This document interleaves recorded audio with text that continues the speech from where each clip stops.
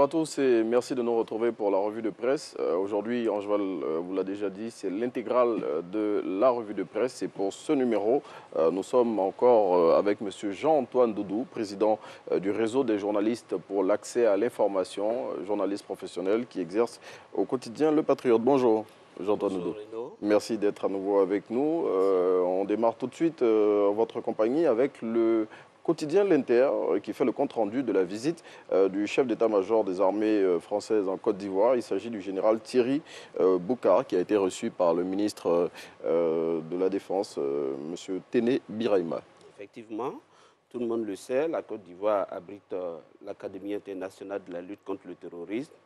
Alors, pour le chef d'état-major des armées françaises, il était important de venir faire le point de la situation vue l'avancée du djihadisme, du terrorisme dans la région. Oui. Et donc, c'est une rencontre d'abord d'amitié et de fraternité entre la France et la Côte d'Ivoire, et également une visite aux frères d'armes, voilà, de travail. Et quand on l'a vu, il a fait toute cette tournée avec, en compagnie de son frère d'armes, le chef d'état-major de l'armée ivoirienne. Oui, et au cours de cette visite, le chef d'état-major français a relevé, justement, vous avez parlé de l'Académie internationale de lutte contre le terrorisme, qui est à Jacquesville, qui est un instrument important pour la lutte contre les poussées djihadistes dans la sous-région. La Côte d'Ivoire veut être le hub de la sous-région dans presque tous les secteurs, on va dire, mais également dans le secteur de la lutte contre le terrorisme. Et donc, voilà pourquoi la Côte d'Ivoire abrite cette académie importante pour la protection, non seulement de la Côte d'Ivoire, mais également de toute la sous-région. Donc, je pense que c'est une visite très importante. Et c'est pour cela que les autorités y accordent une importance également, avec une audience accordée par le ministre d'État, ministre de la Défense. Oui, et le général de l'armée française, pour revenir sur la question du terrorisme, il a mentionné le fait que le dispositif de lutte contre le terrorisme mis en place par la Côte d'Ivoire était assez pertinent. Effectivement, du point de vue du matériel et même des hommes. Donc, une armée, c'est différentes composantes. Surtout, il a mis l'accent sur le volet renseignement. Oui. Parce que la lutte, le terrorisme est une hydre sans tête. Oui. Et donc, je pense que c'est le renseignement, la première matière pour cette lutte-là. Le renseignement qui permet d'anticiper toute forme d'attaque. On l'a vu avec les nombreuses opérations de démantèlement de cellules djihadistes ici en Côte d'Ivoire, dans plusieurs régions du pays. Jean-Antoine Doudou, on va parler d'un autre sujet qui a fait l'actualité pendant un mois, mais qui continue encore de faire parler. Il s'agit de la CAN. Celle de 2021 vient de finir avec le succès du Sénégal. C'était au Cameroun. Et en 2023, la Côte d'Ivoire va accueillir l'Afrique du football. Oui, la 34e édition, la Côte d'Ivoire veut sa CAN. Et c'est pour cela que les autorités mettent les bouchées doubles du point de vue des infrastructures et même de la préparation dans tous les domaines. Alors, à peine les lampions de la 33e CAN se sont éteints, voilà que les projecteurs sont braqués sur la Côte d'Ivoire. Oui. C'est dans 15 mois seulement, hein? Oui. C'est pas loin. Donc, le Premier ministre se rend sur le terrain pour se rendre compte de l'effectivité de l'avancement des travaux. Il était à Korogo et je pense que c'est une très bonne visite dont il a tiré de bonnes conclusions. Et il a même dit que la Côte d'Ivoire tiendra le pari. Voilà, nous serons prêts à temps, c'est ce qu'il a dit, effectivement. En tout cas, la Côte d'Ivoire sera prête et les travaux avancent à grands pas. Le Premier ministre en a vérifié l'effectivité. Il était pour cette visite, il était en compagnie de plusieurs officiels ivoiriens, tels que notamment le président du Conseil économique, social, environnemental et culturel, le docteur Akarawele. Il y avait aussi le ministre de l'économie, M. Adama Koulibaly. Absolument. Voilà. La Côte d'Ivoire aujourd'hui est mobilisée, à commencer par les hauts dignitaires. Quand on voit que cette visite a été effectuée avec les membres du gouvernement, tous les départements qui interviennent. Voilà, effectivement. Vraiment, la Côte d'Ivoire veut sa CAN. Après la CAN de 1984, c'est la deuxième CAN que la Côte d'Ivoire va abriter. Bon, il faut dire que pour la CAN 1984, la Côte d'Ivoire n'était pas le pays hôte et on a sauvé la situation. Et voilà.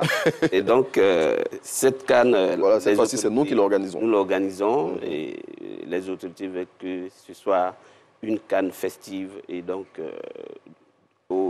mis à part le volet sportif, le volet festif également est en gestation. Ok, c'est 500 milliards de francs CFA qui seront investis dans la construction d'infrastructures sportives, sanitaires et autres, d'accueil aussi, hein, qui seront donc injectés par l'État de Côte d'Ivoire pour l'organisation de la CAN 2023 qui va se tenir hein, dans 15 mois.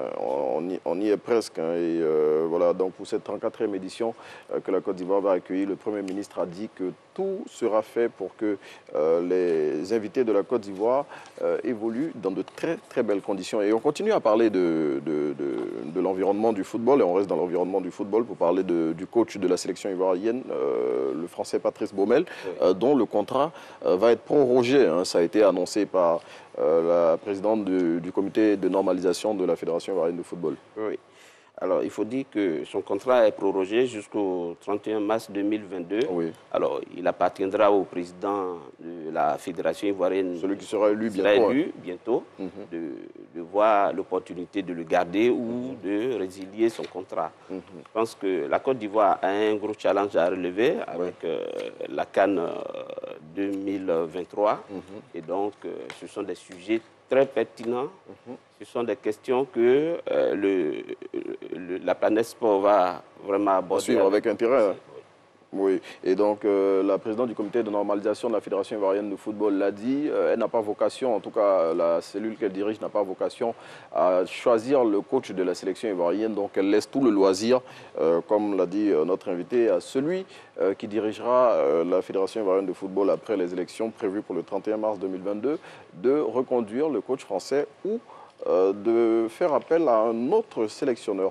On s'intéresse à un autre sujet, on sort de la sphère du football, pour parler des élèves qu'on avait baptisés de délogeurs, hein, qui avaient été envoyés au centre de formation civique de Bembresso. On se le rappelle, c'était au mois de décembre 2021. Et ces élèves-là sont devenus des ambassadeurs, mais de la bonne conduite, on peut le dire. Absolument. C'était environ 70 élèves issus de 31 établissements sur l'ensemble du territoire ivoirien. Mais parmi eux, 39 étaient de la région du Sud Comoué, d'Aboisseau précisément. Et donc aujourd'hui, ils s'érigent en émissaire des autorités ivoiriennes, pour sensibiliser leurs condisciples. Je pense que c'est de bonne loi puisque c'est à eux d'aiguillonner leurs amis pour leur montrer réellement l'intérêt d'être discipliné, l'intérêt d'être un bon élève, avoir ses diplômes et être le cadre idéal de demain. Et je pense que c'est une bonne action.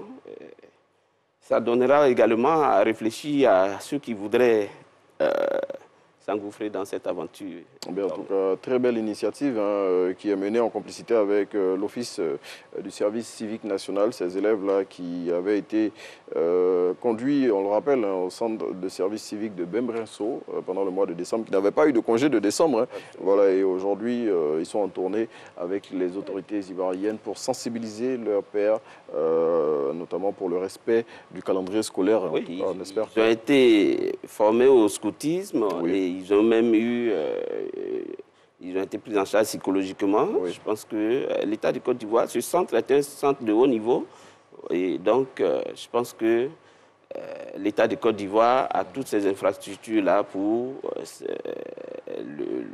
l'avenir de sa jeunesse. En tout cas, l'État ivoirien fait tout pour que ce calendrier scolaire-là soit respecté, surtout pour qu'on n'ait plus ce genre de situation là où on a assisté à des troubles dans les établissements scolaires sur l'ensemble du territoire national.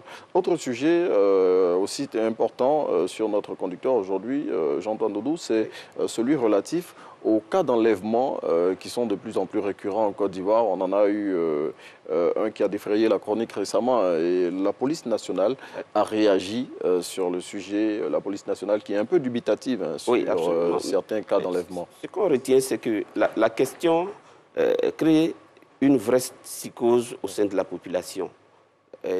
Les spécialistes le disent, les réseaux sociaux amplifient le phénomène.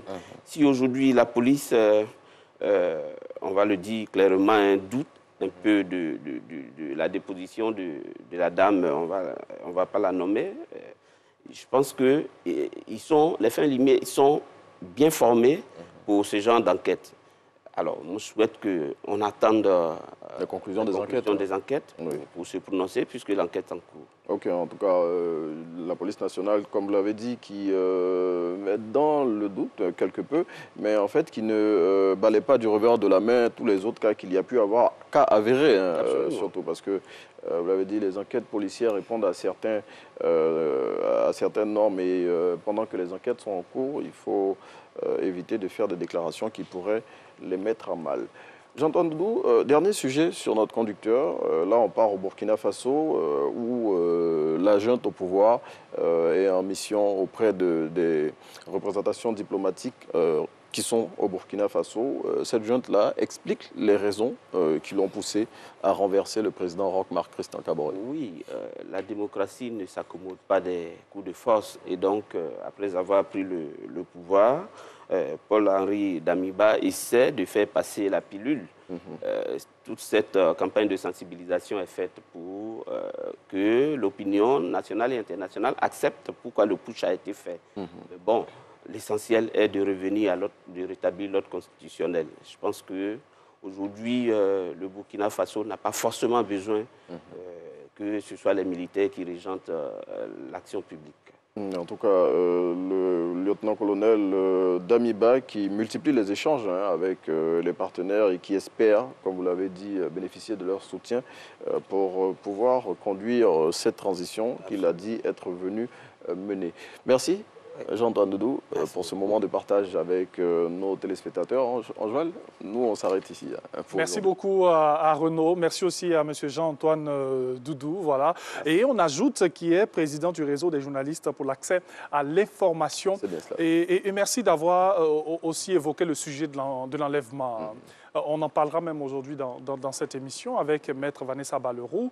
On voudrait plus savoir, surtout que dit la loi, et puis les procédures juridiques en la matière. Oui. On saura tout. Bien en tout cas, merci à vous, messieurs. On sera très attentifs tout à l'heure pendant l'intervention du maître. Comme en classe. Bien évidemment. On a toutes les informations.